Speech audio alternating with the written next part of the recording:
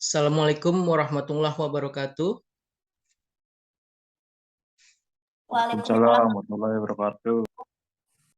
Terima kasih kepada teman-teman mahasiswa yang telah bergabung dalam kelas daring mata kuliah manajemen SDM Sumber Daya Manusia pertemuan minggu ketiga.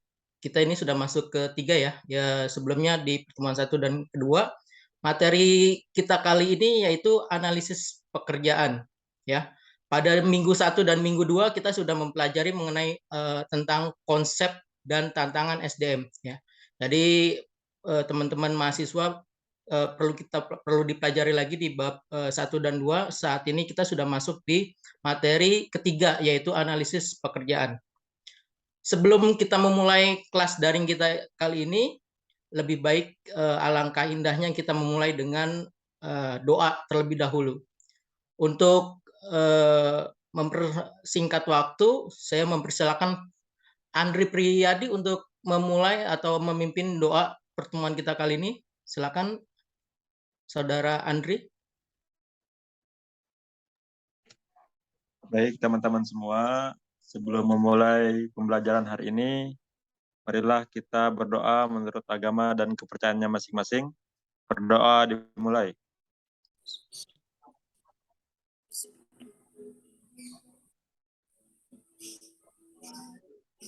Berdoa selesai.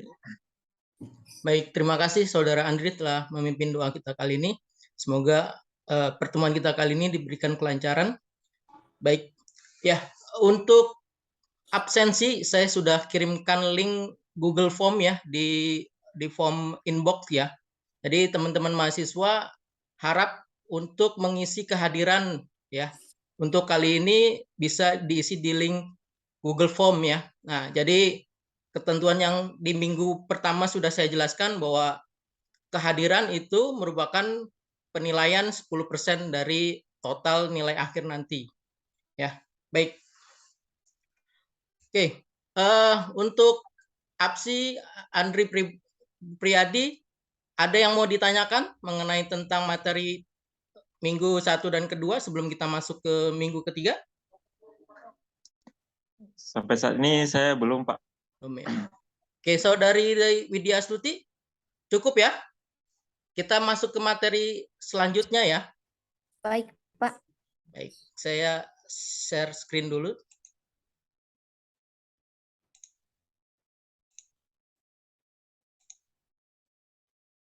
Oke, sudah kelihatan share screen-nya? Sudah, Pak. Ya.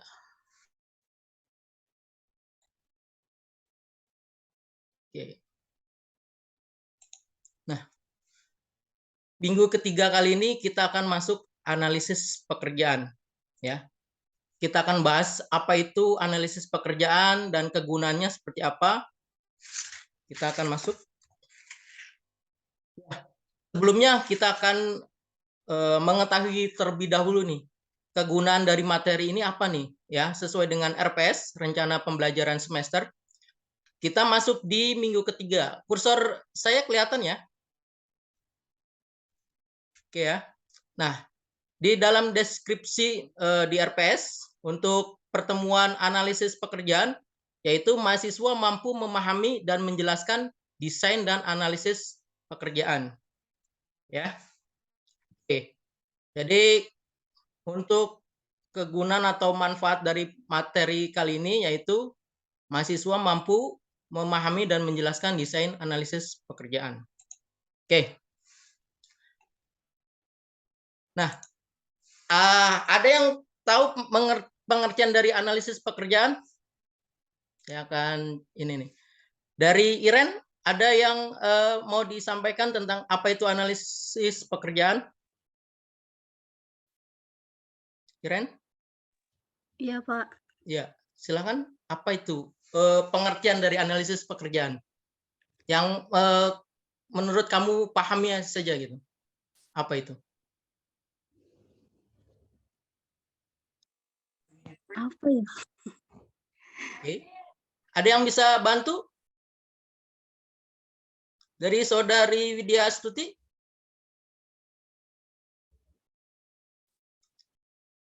Oke. Dari Saudari Andri, apa itu pengertian analisis pekerjaan? Baik Pak, sedikit menurut pemahaman saya mungkin kalau analisis itu ibaratnya kita mengidentifikasi ya Pak ya, identifikasi dari masing-masing pekerjaan Pak. Mohon maaf Pak. Oke, baik. Terima kasih untuk Saudara Andri untuk pendapatnya mengenai analisis pekerjaan. Jadi dari teori di materi ini, analisis pekerjaan atau job analysis adalah menganalisis dan mendesain pekerjaan apa saja yang harus dikerjakan, bagaimana pekerjaannya dan mengapa pekerjaan itu harus dikerjakan. Ya, jadi dalam manajemen SDM kita harus membuat analisis pekerjaan dulu. Jadi pekerjaan apa yang dibutuhkan gitu ya. Jadi itu perlu dianalisis ya. Nah, secara umum analisis jabatan atau analisis pekerjaan itu merupakan suatu proses untuk mengidentifikasi. Mengidentifikasi adalah memilah-milah ya, dan menentukan secara rinci tugas-tugas dan persyaratan dari suatu jabatan tertentu. Jadi dalam suatu organisasi, ada yang tahu apa itu pengertian organisasi? Ada yang tahu? Iren? Karenina? Oke ya. Jadi organisasi itu adalah suatu perkumpulan satu orang atau lebih untuk mencapai tujuan yang sama ya. Konteks tujuan yang sama jika organisasi dalam konteks laba ya, atau perusahaan berarti adalah tujuannya memperoleh keuntungan ya, laba seperti itu ya. Nah, dari keuntungan atau laba tersebut nanti kan akan dialokasikan untuk membayar gaji karyawan, untuk membayar tagihan-tagihan yang lain. Nah, itu ya, itu jadi tujuan dari perusahaan itu adalah mencari laba. Oke ya. Nah, di sini harus kita pahami dulu nih prinsip analisis pekerjaan. Yang pertama, analisis pekerjaan itu harus memberikan semua fakta yang ada hubungannya dengan pekerjaan ya. Jadi jika kita untuk membuat analisis pekerjaan, kita harus secara jujur ya, secara real apa aja nih yang dibutuhkan ya di poin pertama. Terus di poin kedua, analisis pekerjaan itu harus sering ditinjau bila perlu diperbaiki ya. Jadi dengan berkembangnya zaman, cepatnya berlalu saat ini perkembangan teknologi informasi sangat cepat, maka analisis pekerjaan ini juga harus sering ditinjau sehingga apakah perlu ada efisiensi dari struktur organisasi. Nah, ya itu jadi prinsip dari analisis pekerjaan.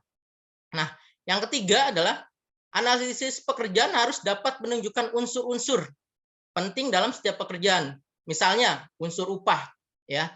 Ya, setiap tahun upah itu ada pembaharuan ya. Pemerintah setiap tahun telah menerapkan UMR, upah minimum regional ya. Apa itu pengertian dari UMR? Kalau ada yang tahu? Oke. Iren? Apa itu UMR? Yang dimaksud UMR? Iren? Oke. Andri, Saudara Andri, apa itu yang dimaksud dengan UMR? Kenapa harus unsur upah itu harus dimasukkan ke dalam prinsip analisis pekerjaan? UMR di sini yang upah minimum regional bukan Pak? Iya, upah minimum regional itu. Oke, mungkin dilihat dari segi ini Pak, daerah masing-masing kotanya Pak, apakah memang itu kota industri atau bukan? Nah itu yang mempengaruhi dari besar kecilnya UMR itu sendiri Pak. Ya, betul. Ya, terima kasih Saudara Andri. Ya, dari UMR itu kan setiap tahun ada perubahan ya. Makanya analisis pekerjaan ini ya harus sering ditinjau ya untuk diperbaiki ya. Jadi misalnya apakah staf 1, staf 2 itu perlu ditinjau gaji setiap tahun karena setiap tahun juga ada perubahan. Nah, di samping itu juga kan ada kinerja ya. Setiap karyawan atau individu pekerja itu mempunyai target KPI ya. Nah, dari situ apakah dia mencapai target? Nah, itu kan nanti ada reward sehingga unsur upah juga perlu ditinjau ya. Terus unsur waktu tertentu ya mengenai suatu hubungan kerja ya. Apakah di bidang tersebut pekerjaannya perlu untuk karyawan tetap, apakah hanya cukup untuk PKWT ya, pekerja dengan kurun waktu tertentu ya, seperti itu, atau bahasa orang awamnya itu karyawan kontrak gitu ya. Jadi perlu dianalisis gitu. Oke, yang keempat adalah analisis pekerjaan itu harus dapat memberikan informasi yang teliti. Jadi harus teliti, detail ya, dan dapat dipercaya. Oke, nah terus apa sih manfaat informasi analisis pekerjaan? Ya, manfaatnya pertama adalah rekrutmen ya. Nah, kira-kira kalau menurut teman-teman mahasiswa, rekrutmen itu penting nggak dalam suatu organisasi? Ada yang mau kasih tanggapan? Oke. Iren? Hilmi? Hilmi ada Hilmi? Oke, Widya Stuti. Kenapa rekrutmen itu penting dalam suatu organisasi? Penting, Pak. Ya. Kenapa? Jadi kita bisa tahu gimana nanti karyawannya, Pak. Oke, ya.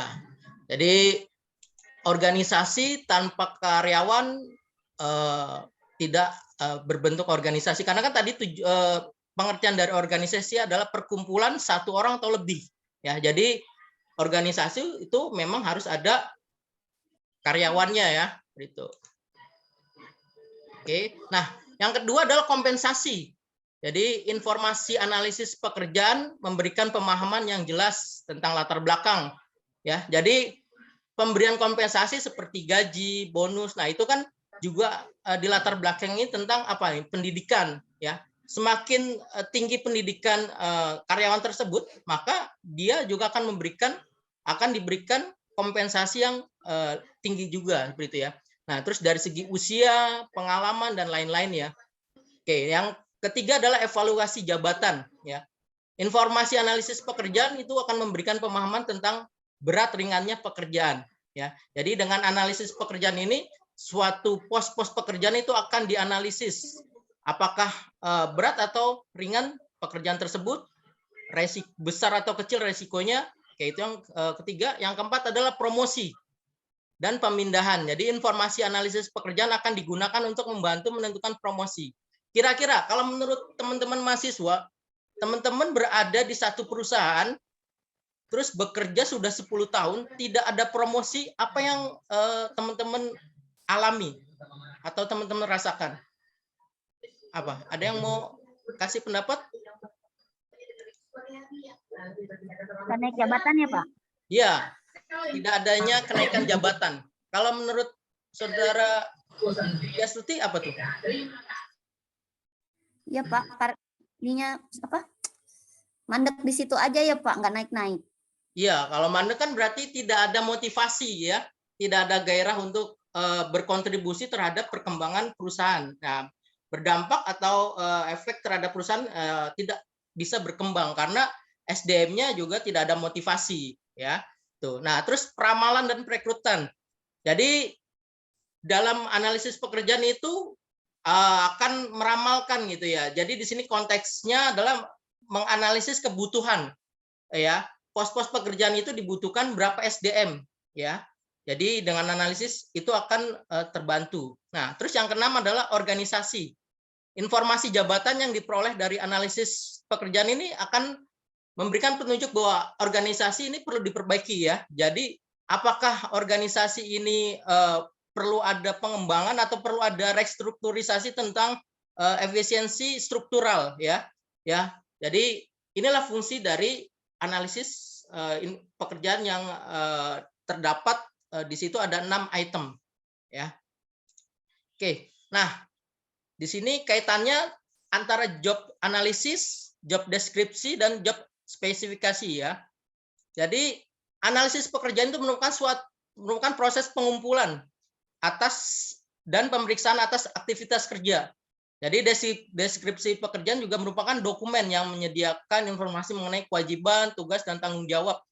Ya. Nah, jadi di sini kaitan antara job analisis, job deskripsi dan job spesifikasi adalah Job analisis itu merupakan proses mencari informasi sampai dengan analisis untuk menyusun uraian pekerjaan dan spesifikasi pekerjaan atau persyaratan apa, siapa, dan dari masing-masing jenis pekerjaan harus dikerjakan. Ya, jadi job deskripsi itu nanti akan membahas mengenai tentang informasi apa, ya. Terus job spesifikasi juga tentang kebutuhan apa. Nah, kita akan pelajari nih ya ke-7 tentang job deskripsi, ya. Jadi di situ merupakan dokumen formal, ya. Jadi di situ ada uraian jabatan, ya. Di situ hubungan tugas dan tanggung jawab, standar wewenang, terus syarat pekerjaannya itu apa aja. Nah, itu di job deskripsi. Nah, untuk spesifikasi pekerjaan adalah uraian persyaratan kualitas minimum orang yang bisa diterima agar dapat menjalankan suatu jabatan. Ya, misal untuk staf biasa minimal dia SMA, umur tidak lebih dari 23, ya, itu spesifikasi kriterianya, ya. Nah, di sini ya, spesifikasi pekerjaan, ya. Ya, pertama tingkat pendidikan pekerja, jenis kelamin, ya. Ya, setiap pos-pos kan itu ada detail deskripsi apakah dibutuhkan posisi untuk lelaki atau perempuan, ya. Itu harus secara detail, ya, pengetahuan, ya, terus batas umur pekerjanya, minat pekerja, emosi dan temperamen pekerja ini kan akan dilihat di saat psikotes, ya, terus pengalaman kerja seperti itu. Oke, ya, desain pekerjaan, kita masuk di desain pekerjaan. Oke, desain pekerjaan adalah fungsi penetapan kegiatan kerja seseorang atau sekelompok karyawan secara organisasional. Jadi tujuan untuk mengatur penugasan kerja supaya dapat memenuhi kebutuhan organisasi. Nah, kira-kira menurut teman-teman mahasiswa, desain pekerjaan ini penting tidak di dalam organisasi? Penting, Pak. Penting, ya. Kenapa? Karenina, ya. Kenapa penting kalau menurut Karenina? Agar setiap pekerja itu tahu tanggung jawabnya masing-masing, Pak. Oke, ya. Oke, kita lanjut. Nah, jadi dalam elemen desain pekerjaan itu ada 3. Pertama, elemen organisasional.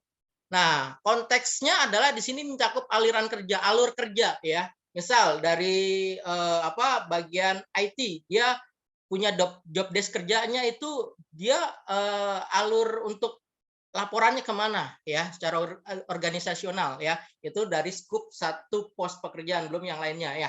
Terus dari elemen lingkungan, ya, organisasi harus mengetahui, ya, kemampuan dan tersedianya karyawan yang potensial. Kenapa? Ya, karena perusahaan ingin berkembang berarti dibutuhkan karyawan yang potensial, ya. Nah, terus elemen keperilakuan, ya.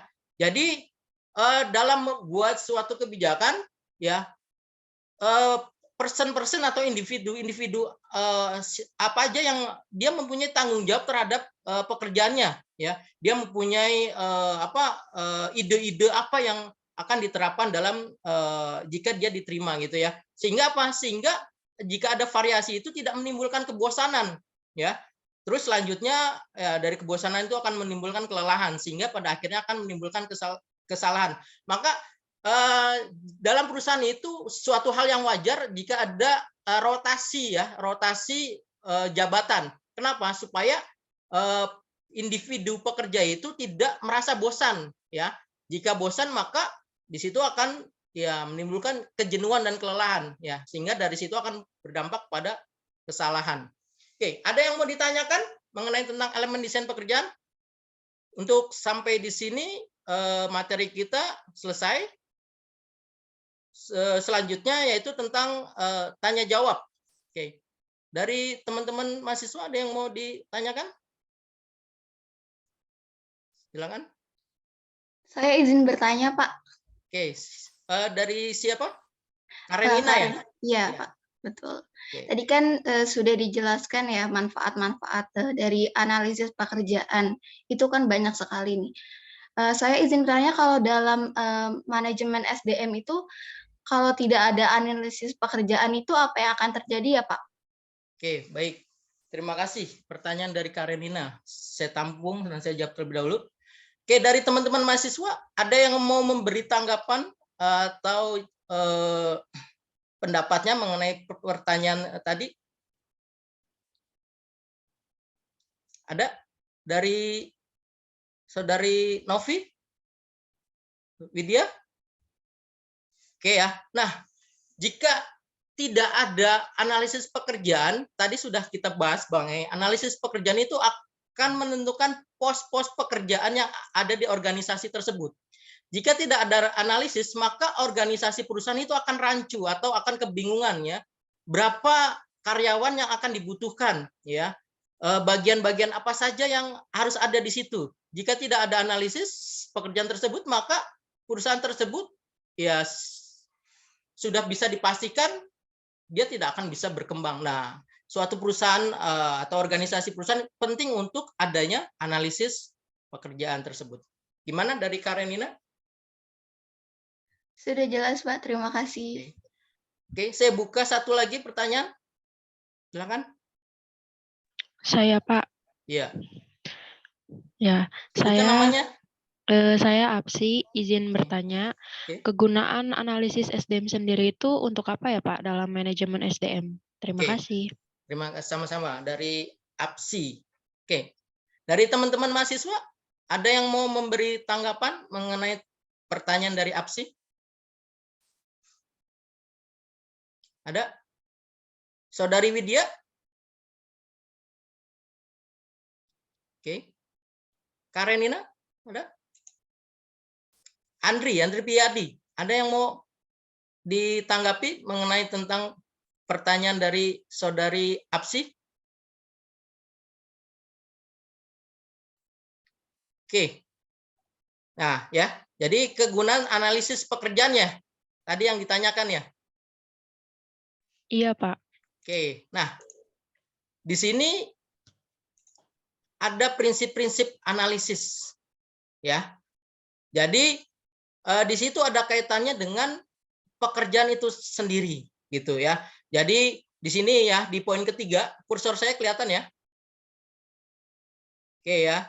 Nah, di situ ada unsur upah dan unsur waktu. Nah, jika tidak ada analisis pekerjaan, maka perusahaan akan kebingungan tidak untuk menentukan upah si pekerja tersebut. Kalau menurut Apsi gimana? Kebingungan tidak? Iya, Pak. Ya, kebingungan ya.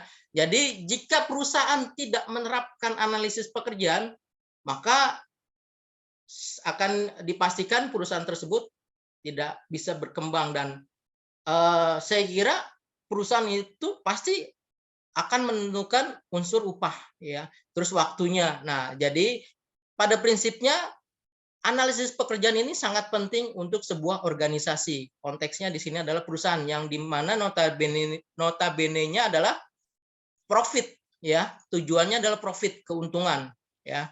Ya dengan keuntungan kan perusahaan akan mengembangkan sumber daya manusianya ya, risetnya, terus membayar gaji-gaji karyawannya sehingga dengan karyawan dibayarkan gaji dan bonusnya dia akan termotivasi dan akan mengembangkan potensi diri sehingga perusahaan akan lebih berkembang.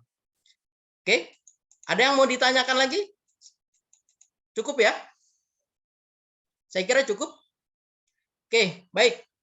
Ya, sebelum saya tutup mata kuliah manajemen SDM, materi analisis pekerjaan.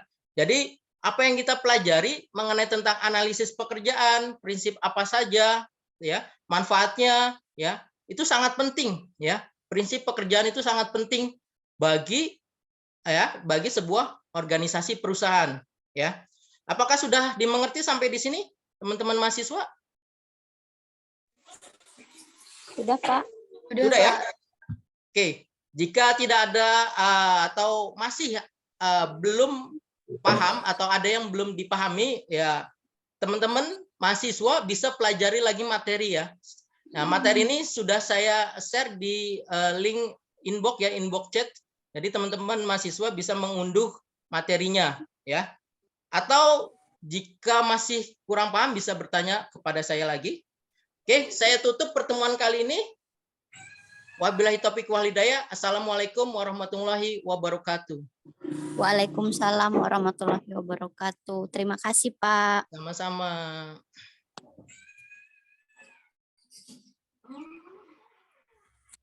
Oke, baik. Terima kasih